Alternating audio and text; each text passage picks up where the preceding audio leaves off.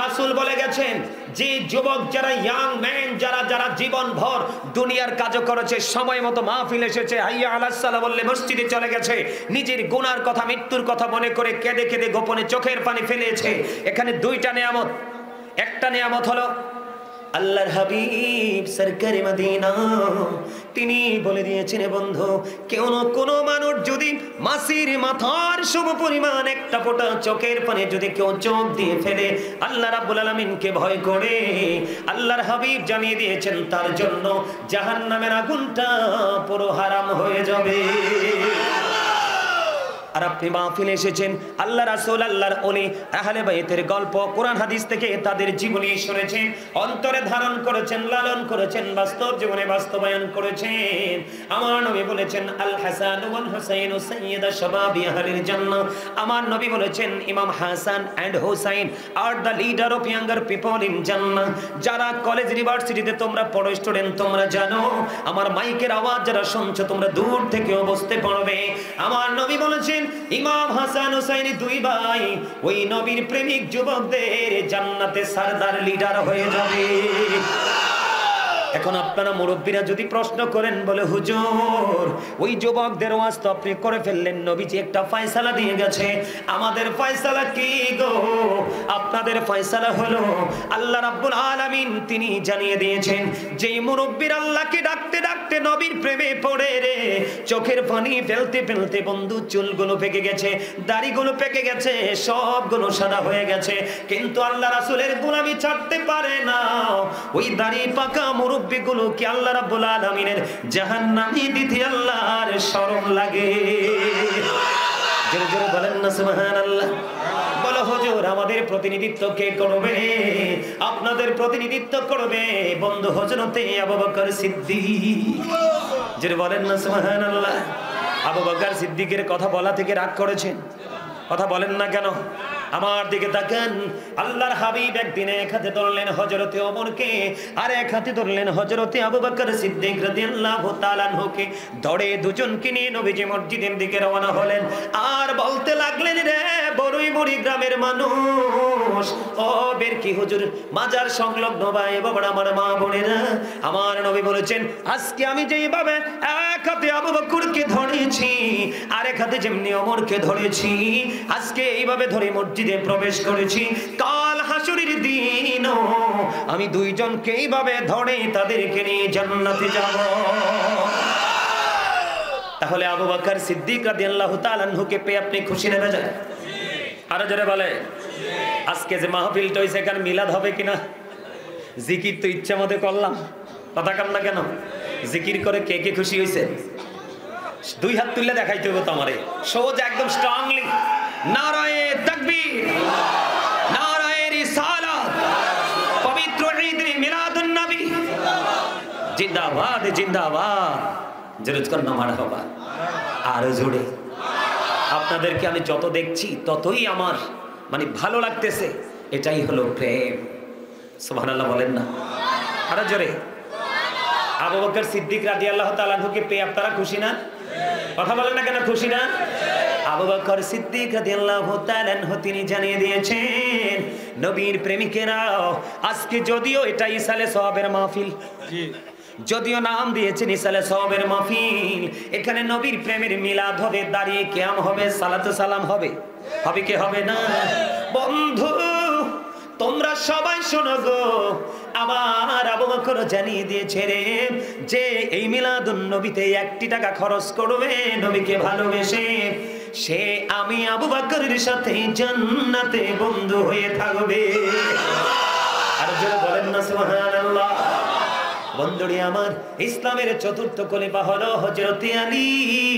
হযরতে আলী রাদিয়াল্লাহু তাআলা আনহু তিনি বলে দিয়েছেন, হাদিস শরীফের মধ্যে এসেছে, আমার নবী বলেছেন আনা মাদিনাতুল ইলম ওয়া আলিউন বাবুহা। আমার নবী বলেছেন I am a city of education, the gate of that city is Ali. আমার নবী বলেছেন আমি হলাম শিক্ষার শহর, আর সেই শহরের দরজা হলো আমার আলী। জোরে জোরে কন্যা সুবহানাল্লাহ। সেই আলী কারামাল্লাহু ওয়াজহু তিনি জানিয়ে দিয়েছেন এই যে মিলাদুন নবীতে আজকে ইসালে সওয়াবের মাহফিল, নবীর প্রেমে পড়েছো, আল্লাহর প্রেমে পড়েছো, বেরকি হুজুরের প্রেমে পড়ে তোমরা টাকা দিয়েছো, পয়সা দিয়েছো, সর্বোপরি আলোচনা শোনার জন্য দল বেঁধে এসেছো। তোমাদের এই পরিশ্রম, আশা, এটার ফজিলতের কোনো শেষ নেই, বরকতের কোনো শেষ নাই। তবে আমি বলে দেই, আল্লাহর হাবিব যেমনটি বলেছেন, হযরতে আলী রাদিয়াল্লাহু তাআলা আনহু আমাদেরকে বলে দিয়েছে যে ওই ব্যক্তিটা যিনি ঈদ মিলাদুন নবীতে 1 টাকা খরচ করবে তার মৃত্যু হবে ঈমানের সাথে, এবং কাল কিয়ামতের দিন সে বিনা হিসাবে যাবে জান্নাতে। লাভ না লস এখানে আসলে? আরো জোরে বলে। সবচেয়ে বেশি লাভবান আজকে যুবকরা, কারণ আল্লাহর কাছে যৌবন কালের ইবাদতটা বেশি পছন্দ। সুবহানাল্লাহ বলবেন না? আল্লাহর কাছে কোন আমলটা বেশি পছন্দ? যৌবন কাল, ইয়াং যারা যৌবন যুবক যুবতী তারা, তাদের আমার দিকে তাকান। পর্দার আড়ালে নিশ্চয়ই মা বোনেরাও আজকে আলোচনা শুনছে, কথা বলেন না কেন? শুনছে কিনা? পর্দার আড়ালে মা বোনেরা আলোচনা শুনছে কিনা? এখন মা বোনেরা বলবে হুজুরি পুরুষ মানুষ, এই জন্য পুরুষদের ফয়সালাটা দিল, ঠিক কিনা? আমরা মহিলা মানুষ, আমাদের কি কোনো বরাদ্দ নাই? আছে গো মা, তোমাদের জন্য বড় নিয়ামত বরাদ্দ আছে। ওই বড় নিয়ামতটা কি? আমার নবী জানিয়ে দিয়েছেন, ফাতেমাতু সাইয়্যিদাতু নিসাই আহলিল জান্নাহ। আমার নবী বলেছেন, mother Fatima is the leader of females in জান্নাহ। মা খাতুনে জান্নাত ফাতিমা পৃথিবীর সকল মুমিনা তাদের সকল জান্নাতে সরদারিনী হবে। জোরে জোরে বলেন সুবহানাল্লাহ, আর জোরে বলুন না সুবহানাল্লাহ। আলহামদুলিল্লাহ বলেন। আচ্ছা, আপনারা একটা কথা বলেন তো, আপনারা কি দেখছেননি কোন মাহফিলে এই পর্যন্ত শুরুতে এত লম্বা জিকির করতে কোন হুজুর দেখছেন? আমার জীবনেও আমি এত লম্বা জিকির করিনি, আজকে ফার্স্ট টাইম এত লম্বা জিকির করেছি। আজকে কি এই প্রথমবারের মতো আজকে জিকির করেছি। কেন করেছি জানেন? যিনি বেরকি হুজুর নামে খ্যাত, যিনি পরিচিত, উনি এই জিকিরটা করতে করতে করতে করতেই তিনি আল্লাহর দিদার পেয়ে গেছেন। এই জন্য তিনি চলে যাওয়ার পরেও ওনার কদম ছাড়ছে না মানুষ, কথা বলেন না কেন? আচ্ছা, আল্লাহর ওলিরা কি জিন্দা না মরা? আল্লাহর পথে যারা শহীদ হয় তারা কি জিন্দা না মরা? তা আল্লাহর ওলিরা কি যুদ্ধ করে এই দেশে ইসলাম কায়েম করে নাই? কথা বলেন না কেন? শাহজালাল মুজাদ্দিদ আমনে কি আপনার যুদ্ধ করে কি আপনার সুরমা নদী পার হয় নাই যায় নামাজ বিছায়া? কথা বলেন না কেন? এই যে আমাদের পাশের দেশ ভারতবর্ষ, খাজা গরিবে নওয়াজ কি যুদ্ধ করে ইসলামের যেই ঝান্ডা উড্ডীন করে নাই? কথা বলেন না কেন? করছে কি করছে না? অবশ্যই করেছে। আমি শুধু জাস্ট এক্সাম্পল দিচ্ছি। আল্লাহর ওলিদের সম্মান মর্যাদা আল্লাহর কাছে আছে না নাই? হাদিস শরীফের মধ্যে এসেছে বন্ধু, আমি আপনাদেরকে একটুখানি মেসেজ দিব বন্ধু। হাদিস শরীফের মধ্যে এসেছে, আমাদের মধ্যে অনেক সুস্থ সূক্ষ্ম মস্তিষ্কের আল্লাহর ওলি আছে, আছে না নাই? তাদের জামাটা সুন্দর, তাদের পাগড়িটা সুন্দর, তাদের সব কিছু সুন্দর, তারা সুস্থ মানুষ। কিন্তু আল্লাহর হাবিব সরকারে মদিনা তিনি বলে দিয়েছে, হাদিস শরীফের মধ্যে এসেছে, আল্লাহর হাবিব সরকারে মদিনা তিনি জানিয়ে দিয়েছেন, ওই সুস্থ আল্লাহর ওলি নয়। তোমরা দেখবা তোমাদের মধ্যে দুলাবালিতে দোষর এমন কিছু পাগল শুয়ে আছে রে। কখনো দেখবা বাজারের একবারে লোকাল প্লেসে, কখনো দেখবা তোমার বাড়ির আঙিনা একবারে লোকাল প্লেসে, কখনো দেখবা তুমি রেল স্টেশনের একেবারে লোকাল প্লেসে। এমন জায়গায় দেখবা দুলাবালিতে দোষর গাঠুরি আছে সঙ্গে, এমন মানুষগুলো তোমরা দেখতে পাবা। এদের সাথে আমি আল্লাহর এমন বেরি প্রেমের ডুরি লাগাইছে। অনেক সময় দেখা যায় সুস্থ মস্তিষ্কের যে আল্লাহর ওলি তোমরা দেখো, ওর কাছে যখন যাও দোয়াটা কবুল হয় না, কি হয় না? দোয়াটা কবুল হয় না।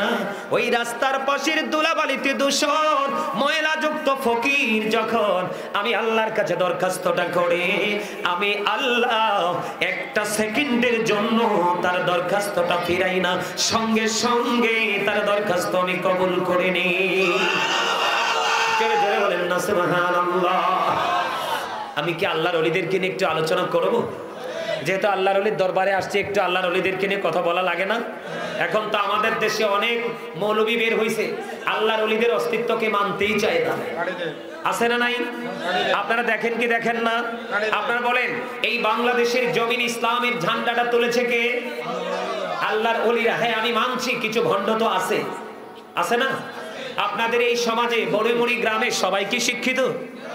সবাই কি জ্ঞানী? সবাই কি কর্মজীবী? কথা বলেন না। সবাই কি সুস্থ? সবাই কি কর্মদক্ষতা আছে? সবাই কি সুন্দর? সবাই কি স্বাস্থ্য? তো প্রত্যেকটা জায়গায় কিন্তু নেগেটিভ পজিটিভ আছে, ভালো মন্দ আছে। আমি একজন মন্দের জন্য কিন্তু এই পুরো টিমকে আমি কলঙ্কিত করতে পারি। আমি একজন পার্সনের জন্য গোটা টিমটাকে যখন আমি কলঙ্কিত করব, তখন কিন্তু আমি বিবেকহীন মানুষ হিসাবে পরিচিতি লাভ করব। সুস্থ মানুষ কখনোই একজনের যেই কলঙ্ক লেগেছে, এই কলঙ্কটা কিন্তু সবার গায়ে দিতে পারে। আমি মানছি, আমি নিজেও দেখেছি অনেক ভণ্ড পীর আমাদের মাঝে আছে, যাদের কারণে হক্কানি আল্লাহর ওলিদের অস্তিত্ব পর্যন্ত বিলীন হওয়ার পথে। কিন্তু না, হক্কানি আল্লাহর ওলিদের অস্তিত্ব কখনোই বিলীন হবে না। কারণ আল্লাহ বলেছেন, ইন্নাল্লাযীনা ইউবাইউনাকা ইন্নামা ইউবাইউনাল্লাহ ইয়াদুল্লাহি ফাওকা আইদিহিম। যারা আপনার হাতে বায়াত করে তারা যেন আল্লাহর হাতে বায়াত করে। আল্লাহর হাত হক্কানি আল্লাহর ওলিদের হাতের উপর। আপনারা সুবহানাল্লাহ কইতে পারেন না? না না না, হয় নাই তো। বিশেষ করে তোমরা ম্যাক্সিমামে আমার যুবক ভাই এবং বন্ধু, তোমাদের সবাইকে বলবো জোরে সুবহানাল্লাহ বলো।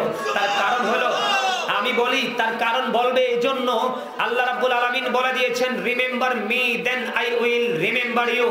আল্লাহ রাব্বুল আলামিন বলেছেন, remember me then I will remember you. Allah বলেছেন, তোমরা আমাকে স্মরণ করো, আমি তোমাদেরকে স্মরণ করব। আল্লাহ বলেছেন, ফাযকুরুনি আযকুরুকুম ওয়াশকুরুনি ওয়ালা তাকফুরুন। আল্লাহ বলেছেন, তোমরা আমার জিকির করো, আমি তোমাদের জিকির করব। তোমরা আল্লাহর প্রতি কৃতজ্ঞ হও, অকৃতজ্ঞ। তখন আপনি যদি বাড়ি বানান, ইঞ্জিনিয়ারের কাছে যেতে হবে না? কথা বলে না। আপনি যখন ইঞ্জিনিয়ার থেকে ড্রয়িংটা নিয়ে আসলেন, এখন আপনার বাড়ি বানানোর জন্য কি একজন আপনার কন্ট্রাক্টর লাগবে না? কনস্ট্রাকশন মিস্ত্রি লাগবে না? অবশ্যই লাগবে। ঠিক তদ্রূপ আপনি যদি আল্লাহর ওলি হতে চান, আল্লাহওয়ালাদের কাছে যেতেই হবে, মাস্ট বি। এটা কি অস্বীকার করার কোনো সুযোগ আছে? কথা বলেন না কেন? হ্যাঁ, আজকে আমি টিভিতে দেখেছি, সম্ভবত নিউজ 24-এ দেখেছি দুপুরবেলা, আজকে দুপুরবেলা দেখেছি একজন ডক্টর, একজন বৈজ্ঞানিক, একজন অ্যাস্ট্রোনমার, একজন গবেষক, তিনি কোরআনের ভোল ধরতে কোরআন নিয়ে রিসার্চ শুরু করেছেন, খ্রিস্টান, যার নাম হচ্ছে গ্যারি মিলার। তার নাম কি? Miller, Gary Miller. আমি দেখেছি হেডলাইন ইংলিশে তার নামটা দিয়েছে। সে যতই কোরআনের পৃষ্ঠা উল্টাচ্ছে, সে আল্লাহর ভুল কিভাবে ধরবে? সে যতই কোরআনের পৃষ্ঠা উল্টাচ্ছে, ততই কোরআন তাকে চ্যালেঞ্জ ছড়ে দিচ্ছে। দেখতে দেখতে দেখতে দেখতে দেখতে দেখতে যে যতই কোরআনের ভিতরে ঢুকছে, ততই দেখছে কোরআন তাকে চ্যালেঞ্জ করছে। কোরআন তার সাথে মোকাবেলা করার জন্য প্রস্তুত 100%। এটা ওই গ্যারি মিলার কি বুঝিয়ে দিয়েছে। তখন গ্যারি মিলার ছিলেন একজন খ্রিস্টান, সে এখনো আছে, সে হলো খ্রিস্টান। সে কি করেছে, তখন এই কোরআন যখন দেখছে যে কোরআন তাকে একটার পর একটা চ্যালেঞ্জ তীরের মতো নিক্ষেপ করছে, তখন সে দেখছে এটাকে ওভারটেক করার কোনো সুযোগ নেই। কারণ the holy Quran, al Quran the ultimate miracle, the ultimate miracle 19 of the holy Quran. Quran শুধু ধর্মগ্রন্থই নয়, প্রাচুর্যপূর্ণ বিজ্ঞানের এক মহা উৎস। সাক্ষী এই বিজ্ঞানময় কোরআন। আওয়াজ করে বলেন না সুবহানাল্লাহ। কথা কি বুঝে আসে? তখন দেখলেন এই খ্রিস্ট ধর্মের মধ্যে কিছুই নেই, এই খ্রিস্ট ধর্ম তাকে নিয়ে যাবে। আল্লাহ যে বলেছেন ওই দাতলিল কাফিরিন, আল্লাহ রাব্বুল আলামিন যে বলেছে বেঈমান কাফেরদের জন্য আল্লাহ রাব্বুল আলামিন জাহান্নাম বরাদ্দ করে রেখেছে। এখন এই গেরি মিলার কোরআনের কিছু অংশ দেখেই সে ইসলাম ধর্ম গ্রহণ করে মুসলমান হয়ে গেছে। আর জোরে বলেন না সুবহানাল্লাহ। দুর্ভাগ্যজনক হলেও সত্য, আমরা মুসলমান নিজেকে দাবি করি কিন্তু মুসলমানের অস্তিত্বকে স্বীকার করতে চাই না। কথা বলেন, আসলে কি আমি বানিয়ে বলছি কথাটা নাকি আসলে বাস্তব? এই এমন লাগবে না মনু, কিছু করতে হইবে না, মুই এই ঠিক আছে আলহামদুলিল্লাহ। আরে বরিশালের এক লাইন কইছি, আপনার একটু হাসি দিতেন, আসতে পারেন না? মুই যে কষ্ট হইলে চলিলাইছি এইয়া মনু কেউর কইয়ে বুঝাইতে আর মনা মুই আন কি আর মুয়াজ কি করবো না, মুই নাইমা মুই চললে বাড়ি চললে যাবো। হ্যাঁ, ওয়াজের পক্ষে কে? কথা বলেন, ওয়াজের পক্ষে কে? আরো জোরে বলেন না। আমার একটা কথা শুনবেন আপনারা সবাই, সবাই আপনাদের ফাঁকে ফাঁকে যে জায়গাগুলো আছে এগুলো ফিল আপ করতে হবে। সামনে এই যে দেখেন পিছনের অবস্থা ভালো না। এই ভাইয়ের আমার, বাবার আমার, চাস্ত